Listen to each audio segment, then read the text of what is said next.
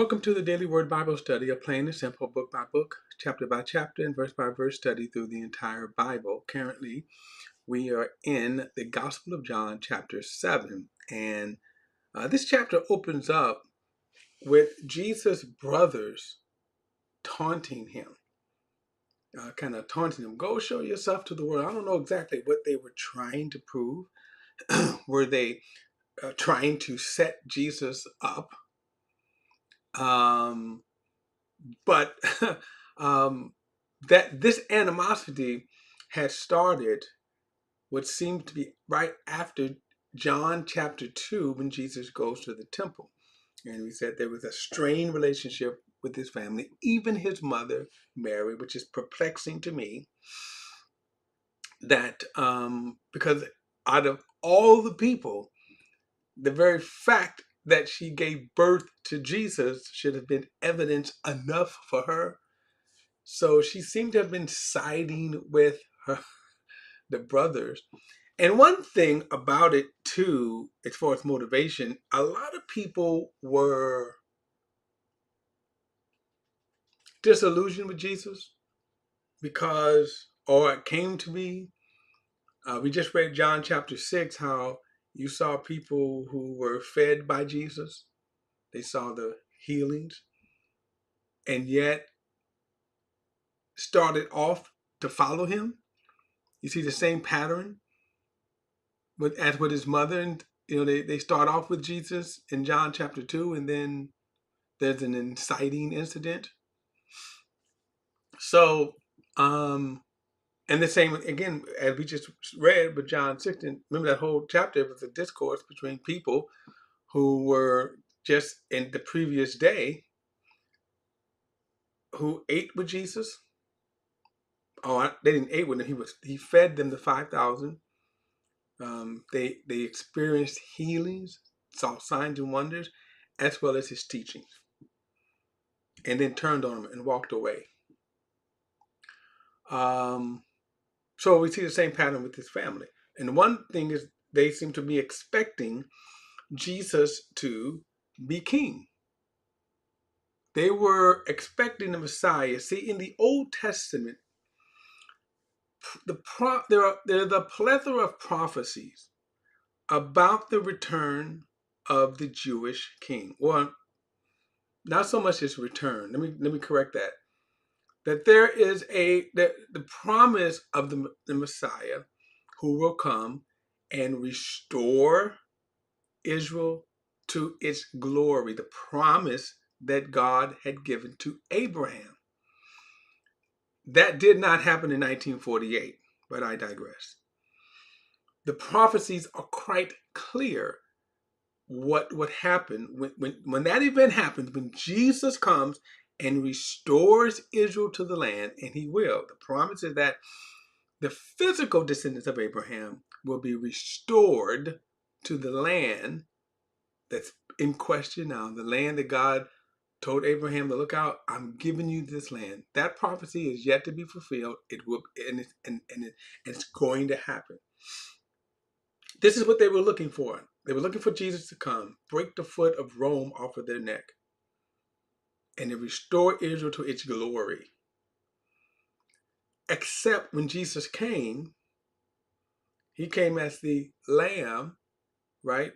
Who would the lamb who would take away the sin of the world. They missed that part.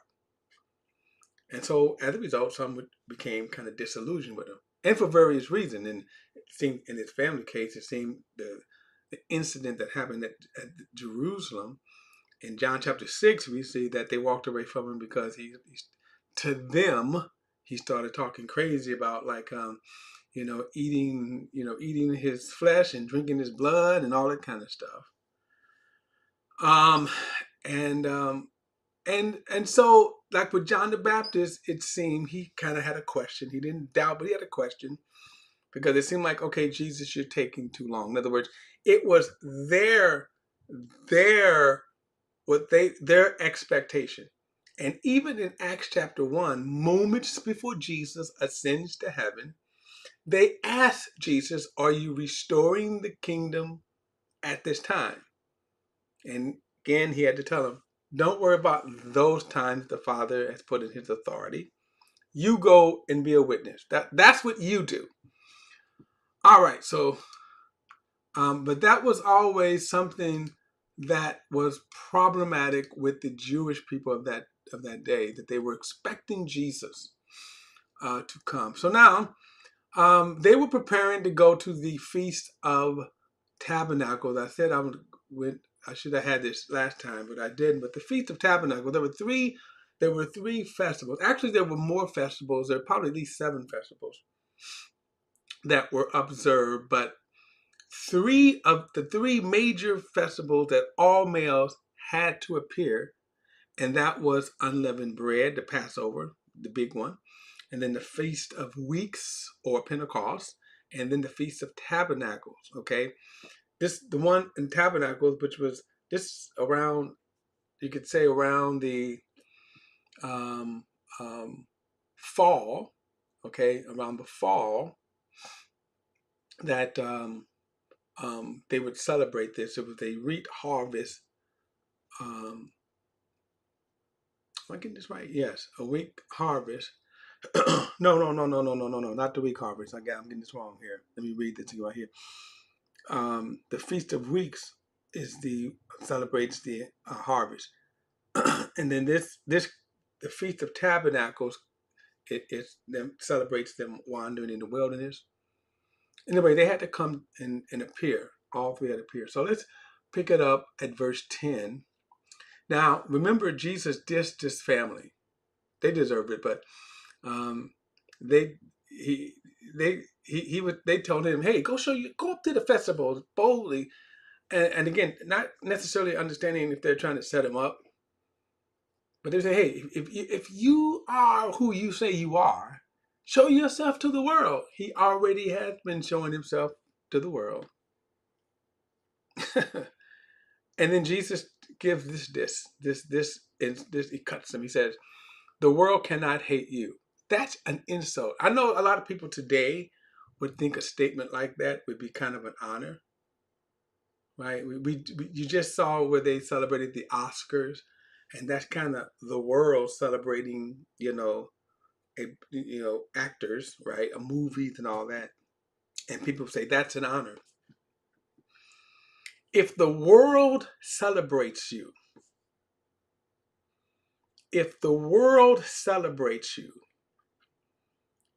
that's a bad spiritual sign for you. If the world says, hey, you're okay, and a lot of people seek that there was a church movement called the seeker-friendly movement. The seeker-friendly movement. In which this church, which exploded, I think in its height, had some 15,000 affiliations. The home church itself had 7 locations, probably a membership of around 25,000, maybe 7,000 in attendance in the main auditorium. This church was huge. And the reason why they were big is because they were seeker friendly. Seeker friendly. And their philosophy was, let's go gospel light. Don't mention sin. You're certainly not going to mention hell. You're certainly not going to mention judgment. And for about 3 decades, they prospered by that. And a funny thing happened that after, I could say, 3 decades of teaching this, that the founder came out and said, we got it wrong because we did not produce any growth. So he said, we got it wrong. So all of that, all he did, because basically you didn't produce. My point is being a part of the world or seeking to be a part of the world. And so when Jesus says to them, the world doesn't hate you. Me it hates, but it doesn't hate you.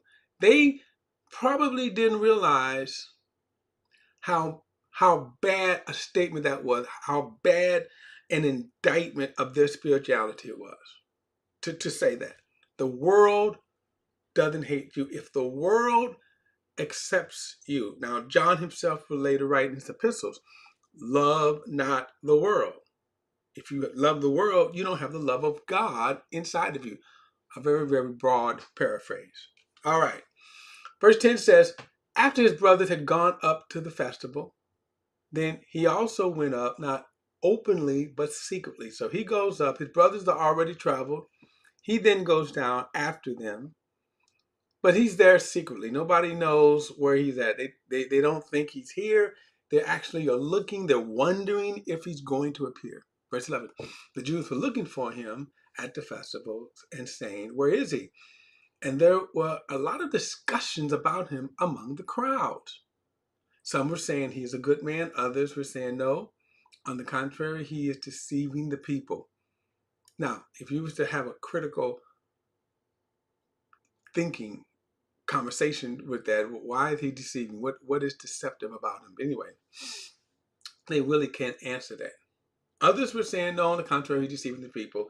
Verse 13, still nobody was talking publicly about him because they feared the Jews. Now that's kind of interesting right here that the Jews had already put out, we'll see this a little later, but the Jews had put out that if anybody aligns with Jesus, they would be ostracized. So notice this, so they feared the Jews. It is amazing what religious power could be. You see this throughout the centuries. Here you see the Jews, the Pharisees had such control, power over them that they feared the Jews.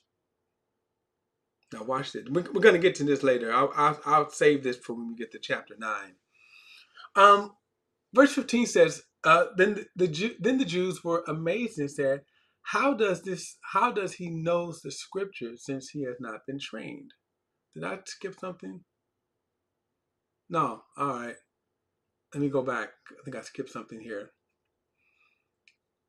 All right. Yes. So verse 14, he says, when the festival was already half over, Jesus went up into the temple complex and began to teach. So he kind of did this, but now halfway through the week, like a week, so halfway through, notice he said, he goes up and he begins to teach. Verse 15, then the Jews were amazed and said, how does he know the scriptures since he hasn't been trained? So right here, what the training they are referring to is the rabbinical training, the Jews training. And Jewish boys, if they were chosen, selected, about 12, okay, could go and study under the rabbis. And so that's what they mean. They were taught the law,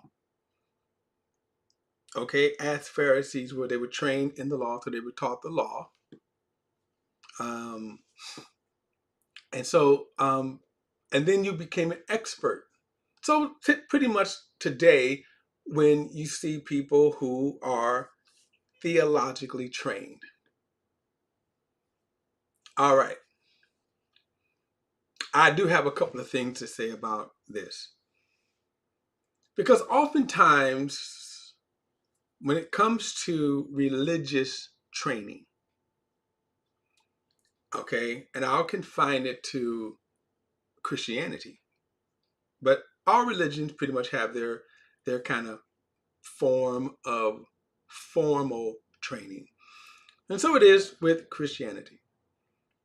Every denomination has some form of formal training.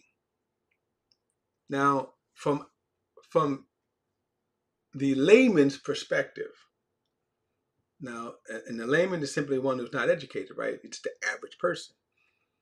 Then the formally trained are recognized as the experts. That people will go and say, I'm going to go to seminary.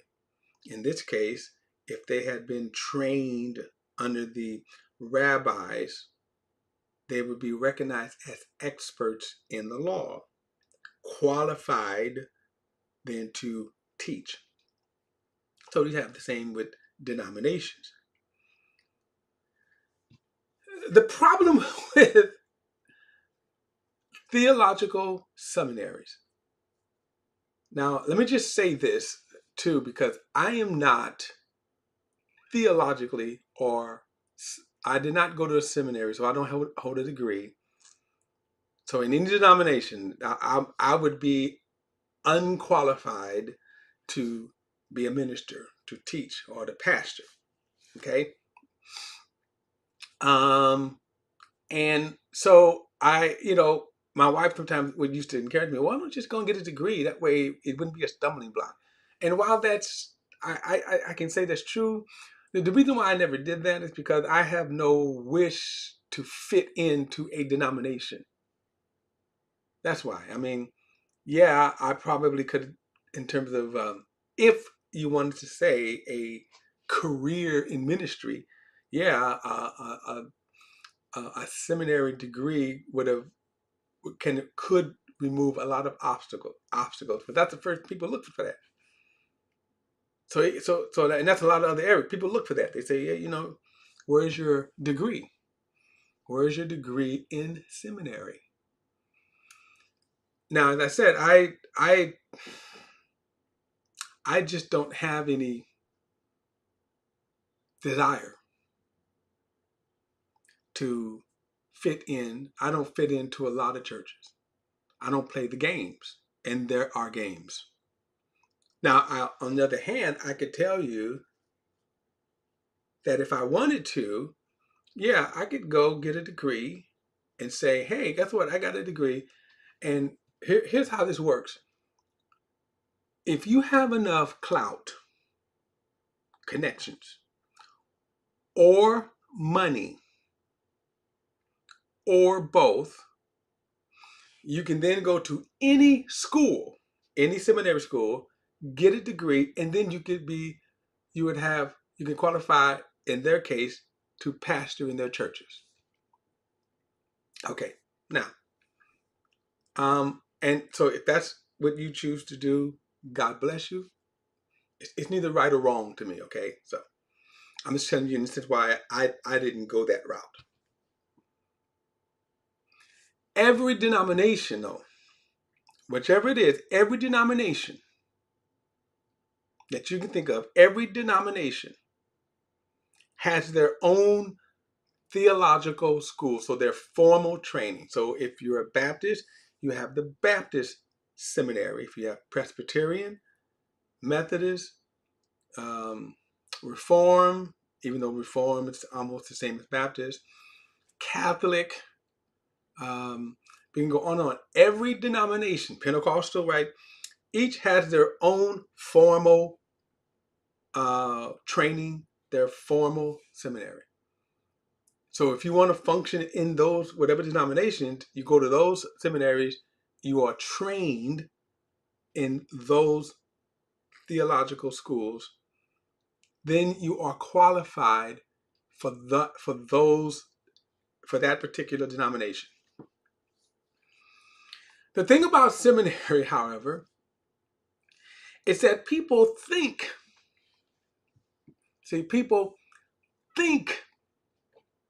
you are learning the Bible. And the reality is that you're not learning the Bible, you are learning that denomination's view of the Bible. So, for example, just like with this Bible study we call the Daily Word Bible Study, where this is a plain and simple, verse by verse, chapter by chapter, and book by book study through the entire Bible. Most churches don't do that. Most churches do not teach the Bible. To their shame, most churches do not teach the Bible. So most churches, you get theological points of view. You get nice 3-point, 5-point sermons, or preaching, a lot of hoop and hollering preaching. Sometimes you may get good subject teaching, where they take a subject and they will study it. They will do a good job of teaching from the scripture, whatever the subject, and that's good. But in terms of the Bible here, see, when you talk about the Bible, this is what you don't get from seminary. And I'm not even saying it's right or wrong that they do, because the seminaries have a particular purpose. That's why. So when they're asking Jesus, how does he know the scriptures? Why? Because, and I'll get to this next time. I'll pick this up in the next study. Excuse me. I'll pick this up in the next study. First, kind of going through, kind of understanding the theological mind, because again, theological mind doesn't mean it is a biblical mind. Baptist ministers are Baptist trained, Baptist taught. Same thing with Presbyterian, Methodist, all the denominations, Catholics, all of that. So, all right, guys, don't forget to like and share this video and subscribe to BP, The Bible Perspective. And as always, if you have a thought, a comment, add to the comments